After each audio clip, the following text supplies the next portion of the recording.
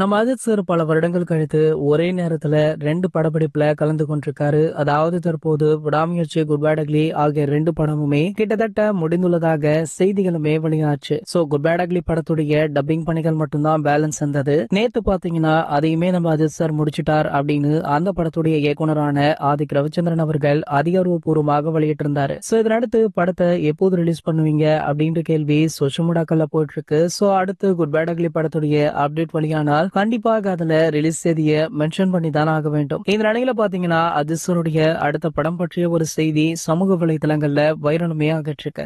அட்லி அவர்கள் பாத்தீங்கன்னா தமிழ் சினிமாவில நிறைய ஹிட் படங்களை கொடுத்து தற்போது பாலிவுட் பக்கம் திரும்பிட்டாரு. அங்கு படம் இயக்குவது மட்டுமல்லாமல் தயாரிப்பது அப்படின்னு படம் பிஸியாக இருக்க அட்லி சமீபத்துல நம்ம அஜித் சாரை மீட் பண்ணி 2 கதையை சொல்லியிருக்காராம். அதுல ஒரு கதையை நம்ம அஜித் சார் அவர்கள் ஓகே பண்ணியிருக்காராம். இந்த படம் பாத்தீங்கன்னா ஒரு பேன் இந்தியன் படமாக உருவாகுது அப்படின்னு சொல்லப்படுது. இந்த படத்துல அஜித் சார் மட்டுமல்ல, பாலிவுட்ல உள்ள ஒரு சில பிரபலங்களுமே இந்த படத்துல கலந்து கொள்ள உள்ளாங்க அப்படின்ற செய்தி தற்போது ஏகே ரசிகர்களுக்கு இரட்டிப்பு மகிழ்ச்சியாக அமைஞ்சிருக்கு.